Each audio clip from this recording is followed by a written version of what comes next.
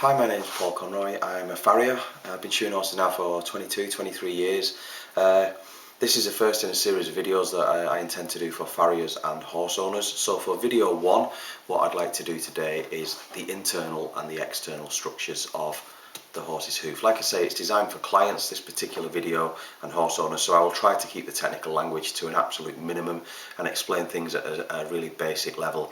If you like the video, you want to leave a comment, please feel free, or suggest any other videos that you would that you'd like to see. So what we'll do is we'll push straight on now into the hoof. I have in front of me a real horse's hoof. Okay, this is a dried and pickled hoof to preserve it. You can see it looks like a normal hoof on the outside, and then when we turn it around you can see all the real live internal structures within there. So the first thing we're going to do is we're going to talk about some of the external structures, some of the things that you can see on your horse's feet, okay, with anatomy in mind. First of all is obviously the main bulk of the hoof wall, which is this the bit that we put our nails into, but I'd like you to concentrate first of all into this sort of scaly material here that you can see on the very top of the hoof. Okay, this is a structure known as the periopal. Okay, now the periopal has two functions. Its primary function is it bridges the gap between the soft skin and the hard hoof. It comes from underneath the skin to on top of the hoof, and it stops dirt and bacteria getting in on the coronary band region. Its second function is it controls the moisture content within the hoof capsule. Okay, it will take in moisture, primarily water. It will feed up into what we call the perioplic corium, and this is the first time we're going to come across this word corium. Corium is a deep layer of sensitive live skin, and it occurs around about this area here. Okay, and this is our coronary band. Okay, what it does is it takes moisture in and it feeds down into this structure here, which is the coronary corium, which again we'll come to in a moment, and which is a bit that grows the hoof wall, and that keeps the hoof wall nice and moist and supple. Farriery, often as farriers we have to remove some of the periopal in order to carry out farriery, okay, but ideally we should be leaving as much of this material on as we can. As a general rule, the bigger the horse, the more chunky and thick this periopal is. Once you get down to the more finer horses, it can be quite difficult to see. So this is the periopal, and from farriery in veterinary terms it's known as the stratum externum, which means the very outer layer of the hoof. The next thing we're going to talk about is the actual hoof wall itself, and this bit is known as the stratum medium. So if we turn it around, internally we can see it's this area here, okay, and you can actually see how thick the wall is. Okay, it's a very thick, this will vary breed to breed. Obviously cobby type horses will have quite a thick wall, your thoroughbred types will have a slightly thinner wall, and obviously not quite as strong. The growth of the hoof wall comes from this structure here that I'm pointing to with my nail. Okay, this structure here is called the coronary corium.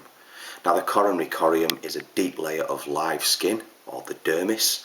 Okay, and off this coronary corium, if you looked under a microscope, would be tiny little hairs. Okay, and off those hairs the horn tubules grow down the hoof wall.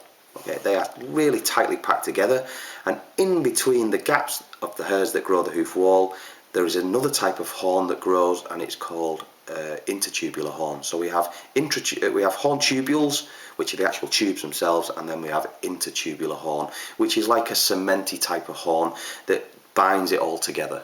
Okay, and then it all grows down the hoof wall. Okay, and then your horse, your farrier, comes along, takes the shoes off, and then gets his snips and snips down the excess hoof, because this wall is continually growing. This growth comes from this structure called the coronary corium. The coronary corium sits in the coronary groove, and just above the coronary corium is the perioplic corium, which keeps it all nice and moist. So this area here is incredibly important when it comes to the growth of hoof for your particular horse. Okay, this is the hoof wall, or the stratum medium. There's one stratum left, and it's the stratum internum. Okay, and it's this bond here just between the bone itself, or P3, or the coffin bone. Its real term is the distal phalanx. Okay, between these two here is on the back of the hoof wall are the insensitive laminae. Now I'm going to talk a little bit more about laminae once we've pointed out a few more structures inside the foot. So the very inner bit of the hoof wall here is called the stratum internum. So the actual horny hoof itself is broken down into the stratum externum, which is a periopal, the hoof wall, which is the stratum medium, and the stratum internum, which are the insensitive laminae on the back of the hoof wall.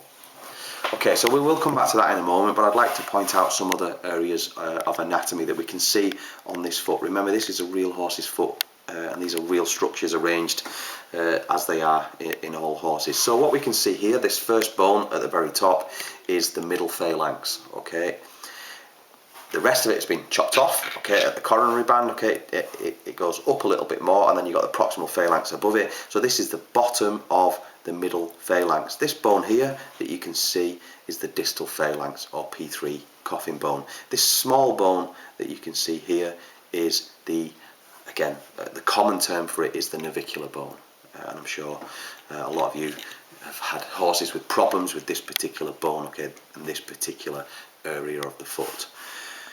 There is a little tiny ligament just here. Okay, this is a short interosseous ligament that joins bone to bone. Okay, and this is known as the distal impar ligament. I know it's difficult to see. It's a very, very small ligament, and again, it is another ligament that is involved in the sort of pathophysiology of navicular disease. And this is the suspensory ligament of the navicular, just at the top here. So there's two ligaments either side. This bone has an articular surface that forms a coffin joint. This is the coffin joint here, which is made up of these three bones, all make up the coffin joint, and then it has a flexor surface. And running over that flexor surface is this structure here that I'm running up. I'll show it you from the top. This structure here is the deep digital flexor tendon, okay, or the DDFT. This is a large tendon that travels all the way up the horse's leg, all the way up to the humerus, right up in the scapula, okay, and it's what is responsible for lifting the horse's leg that way, or flexing the horse's leg. It's the deep digital flexor tendon. Very, very, very important tendon. Very, very strong tendon as well. Behind it here, this mass of white that stretches all the way down here, okay, this big mass of white here is a structure called the digital cushion. Okay, the digital cushion is a fibro-fatty pad, alright, and it's largely responsible for helping to absorb concussion, and when the hoof is under load, the heels will expand, okay, which we can maybe cover in a later video on how the hoof works under load, but it basically absorbs concussion and squashes. This structure here that you can see that now is hard, remember this has been pickled, is the horny frog, okay, and when we look at our hoof underneath, well, we've only got half of one, but we all know where the frog is. This is our sole, this is our bars here, this is the hoof wall, and then we have the white line that goes round. Okay, but back to our internal, this now is your horny frog, and then on the very inner border here is our sensitive frog, or frog corium. You can't see it, it's just a thin layer that produces the actual horny frog itself. Okay, and then we have another structure here called the frog stay, which we won't go into too much detail today because I have to go into some loading. But what I'd like to talk to you today about is, or to try and get you to appreciate the stress that goes into the horse's foot, and the amount of force that can go through a horse's foot, and the beauty of equine anatomy and how things are in equilibrium within the foot.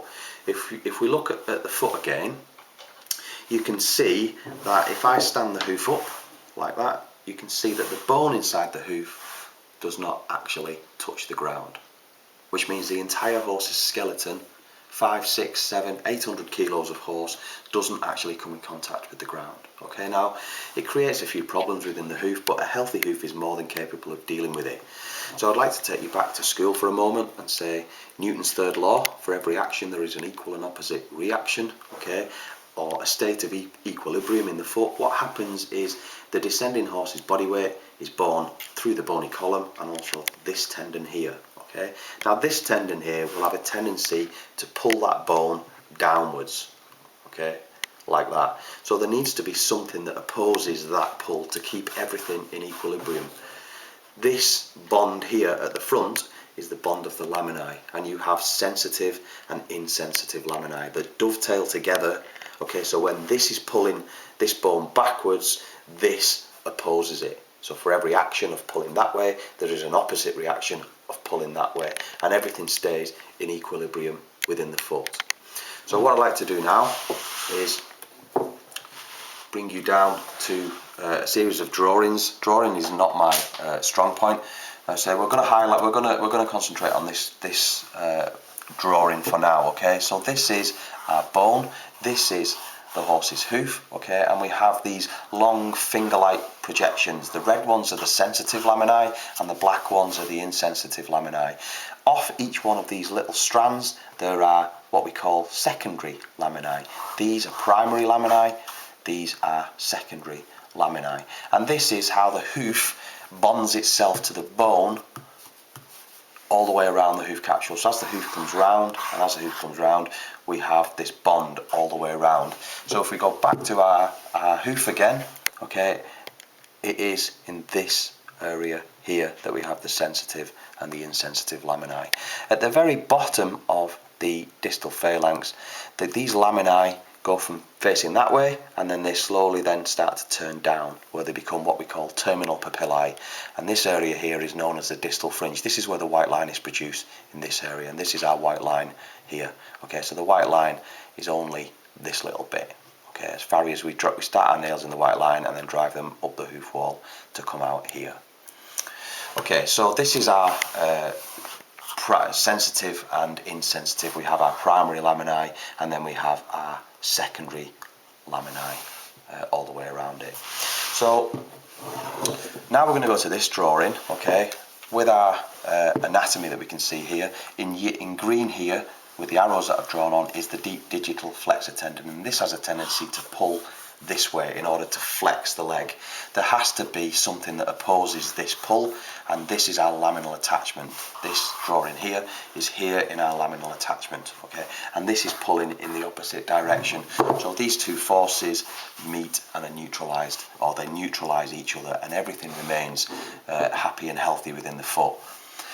And the final drawing I want to show you is what the hoof wall does at the front half when load is applied to it. Okay, the solid line that you can see here is the hoof when there's no load applied to it, and the dotted line that I've drawn in shows you what happens to the hoof capsule when load is applied to it. And you can clearly see that this wall here, when load is applied to it, becomes bent inwards. Okay, and it's the pull of the tendon here and the bond of the laminae which cause the hoof wall to be pulled inwards as weight is borne across the laminae and then down to the ground, which is why diseases such as laminitis are such painful and difficult diseases to treat. And I intend to do some videos on laminitis and navicular and so on and so forth. So that covers pretty much what I want to do today. It's just a basic brief introduction to, like I say, some of the structures within the hoof, because as clients often that is all you get to see. Okay, and we can be guilty, our clients can be guilty of thinking that this is just a block of wood. Okay, but hopefully when you turn it around and you see the amount of anatomy, which we haven't really even touched the surface of, functionality, you'll see that there is quite a lot going on within the hoof capsule. So I hope you found that informative. Like I say, leave any comments below, suggest any more videos that you'd like to see, and I intend to, or the plan is to do some more videos. Okay, thank you for watching.